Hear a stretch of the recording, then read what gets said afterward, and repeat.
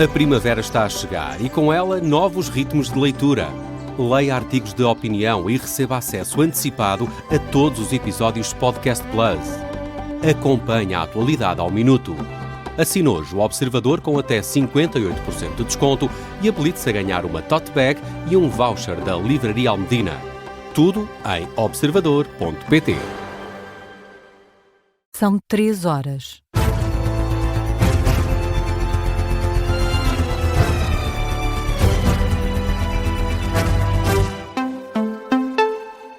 As notícias com João Lourenço. Muito boa noite. Começamos com uma informação das últimas horas, proveniente do continente sul-americano, concretamente da Colômbia. A queda de um avião militar já provocou 34 mortos.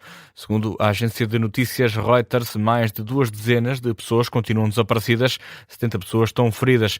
O aparelho caiu pouco tempo depois de ter levantado o voo na região sul do país. Levava a bordo 125 passageiros. Este é considerado um dos maiores acidentes aéreos na história da Colômbia. Vamos continuar a acompanhar este tema nos próximos espaços de notícias da Rádio Observador.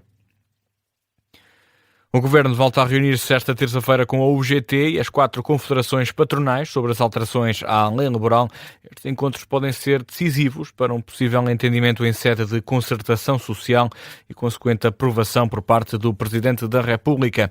A reunião surge depois de, na semana passada, Governo, UGT e confederações patronais terem retomado as negociações após o apelo feito por António José Seguro. No final do encontro de segunda-feira da semana passada, tanto a UGT como os patrões realçaram ter havido uma atitude diferente e maior disponibilidade para se alcançar um acordo. A Ministra do Trabalho, Rosário Palma Ramalho, indicou que há aproximações e que a proposta que está em discussão é bastante diferente da proposta inicial. Mais de 40 estruturas do movimento associativo vão celebrar esta terça-feira o Dia Nacional do Estudante com uma manifestação. O alojamento estudantil e a propina vão estar no centro do protesto. A iniciativa tem início marcado para as 2 da tarde, no Rossio.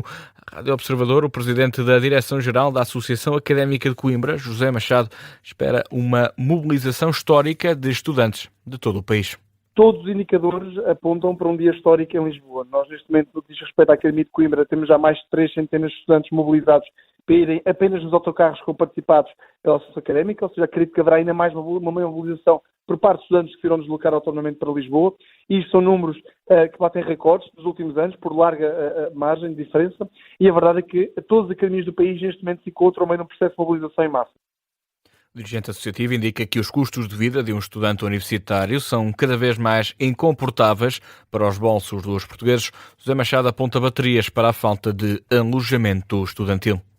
Nós vivemos há vários anos uma crise no alojamento estudantil. Nós temos cada vez mais alunos de ensino superior e cada vez menos, aparentemente, camas para dar a estes estudantes. O número cresce e a oferta mantém-se constante, ou seja, há aqui um desequilíbrio persistente naquilo que é a oferta de alojamento e não só, temos neste momento comunidades de milhares de estudantes internacionais que não têm acesso à ação social por aquilo que é o próprio diploma AFET, temos estudantes que desistem de estudar porque não são capazes de suportar os custos associados ao ensino superior, seja com alojamento, seja com alimentação, seja com deslocação. No ano passado, o descongelamento do valor da propina motivou uma troca de argumentos entre o Governo e as associações de estudantes. O presidente da Direção-Geral da Associação Académica de Coimbra não entende o raciocínio do Executivo e reforça a solução do fim da propina. É contrassensual pressupor-se que terá que ser o aumento da propina a financiar um reforço da ação social. Isso é literalmente dizer aos estudantes que será um aumento nos encargos diretos no ensino superior a financiar os seus próprios apoios. Ora, pergunto, em que lógica se enquadra este tipo de raciocínio onde o estudante financia o próprio apoio? Isto é contrassensual. E a verdade é que nós alertámos, não só a tutela como as demais forças políticas e partidárias, de que seria importante, aliás, indispensável, nós conseguirmos não só impedir o descongelamento da propina, como também, naturalmente, pugnar pelo fim da propina. A análise e antevisão de José Machado, líder da Direção-Geral da Associação Académica de Coimbra, refere que qualquer reforma no ensino superior tem de incluir a visão dos estudantes. Os 4 arguidos detidos na Operação Lumen conhecem esta terça-feira as medidas de coação. Esta operação investiga alegados crimes económicos em contratos para a instalação de luzes de Natal. A Polícia Judiciária deteve nesta terça-feira 4 pessoas suspeitas dos crimes de corrupção ativa e passiva, participação económica em negócio relacionados com o fornecimento e a instalação de iluminações festivas. Também 10 municípios, incluindo Lisboa, foram alvo de buscas. O secretário-geral da Câmara Municipal de Lisboa, Alberto Laplane Guimarães, é um dos detidos na Operação Lumen. Em 2025, Portugal bateu um novo recorde em pedidos de patentes europeias. A Organização Europeia de Patentes registra um total de 368 pedidos, ou seja, um aumento homólogo de 6,1%. O EPO Technology Dashboard do ano passado indica que desde 2016 os pedidos de patentes europeias provenientes de Portugal mais que duplicaram, refletindo um ecossistema de inovação cada vez mais dinâmico do país. Esta informação surge neste relatório relativo ao ano de 2025, onde diz também que a tecnologia informática e as áreas relacionadas com a saúde continuam a ser os principais setores de inovação em Portugal. Nos locais afetados pela tempestade Christine, a reposição das telecomunicações fixas ainda está bastante atrasada. É o que diz o coordenador da estrutura de missão para a reconstrução da região centro, que transmite estes novos dados. Paulo Fernandes disse esta segunda-feira que a reposição das telecomunicações fixas nos territórios afetados continua bastante atrasada. A agência Lusa refere que há vários problemas nos diferentes operadores com a parte fixa e a situação mais complicada é a questão da fibra óptica. Paulo Fernandes falou no final de uma conferência em Leiria e explicou que os últimos dados apontam mesmo que a recuperação pode demorar entre 5 a 6 meses para que a fibra seja reposta. Esta segunda-feira também houve uma informação por parte do governador do Banco de Portugal acerca dos pedidos de moratórias. Já foram concedidos cerca de 600 milhões de euros às famílias e empresas afetadas pelas tempestades. Também na cidade de Lis, Álvaro Santos Pereira apresentou números que definiu como provisórios. Estamos a falar de contratos para empresas de moratórias, cerca de 2.580 que nós temos já registados, que equivale a cerca de 398,5 milhões de euros. E para as pessoas, portanto, para as famílias, estamos a falar em moratórias que o número de moratórias já pedidas são 2.084, correspondente a 206,3 milhões de euros. Portanto, estamos a falar, no fundo, a nível de moratórias, o que já se pediu e que os bancos já concederam, estamos a falar cerca de 4.600 contratos, um pouco mais, e cerca de 600 milhões de euros.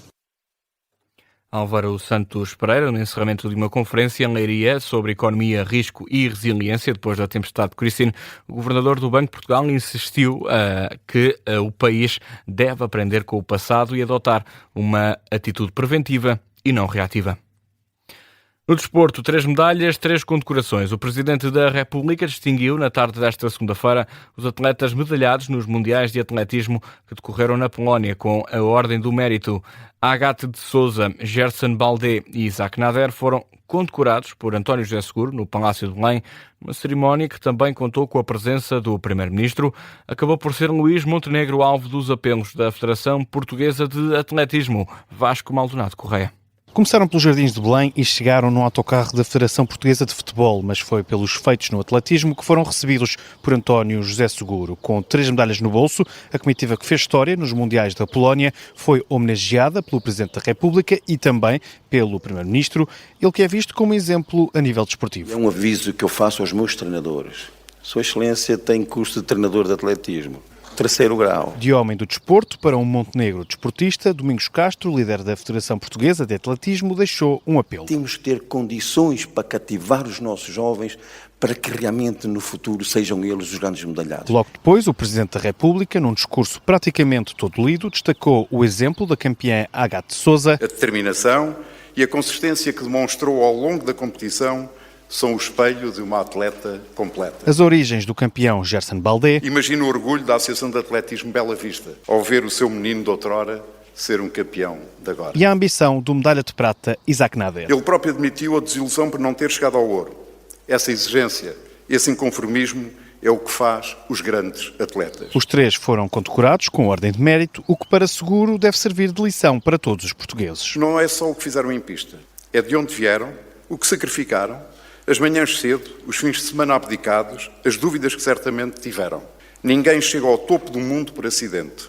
Chega ao topo do mundo quem junta talento, trabalho, coragem e determinação. No final, o Primeiro-Ministro ficou a falar com os treinadores e com o Presidente da Federação e o Presidente da República com os atletas. Ao contrário do que acontecia com o antecessor, não houve direito a selfie, mas António José Seguro ainda levantou os olhos do papel para também ele mostrar informalidade. Parabéns, Presidente Domingos Castro. Um atleta, quando eu era pequenino, admirei.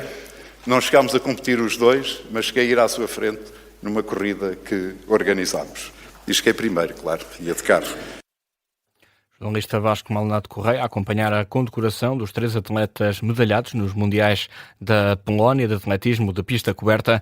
António José Seguro espera voltar a receber esta comitiva e com iguais honras depois dos Jogos Olímpicos de Los Angeles em 2028. Tudo dito neste noticiário das 3 da manhã. O meu nome é João Lourenço. Regresso às 3h30.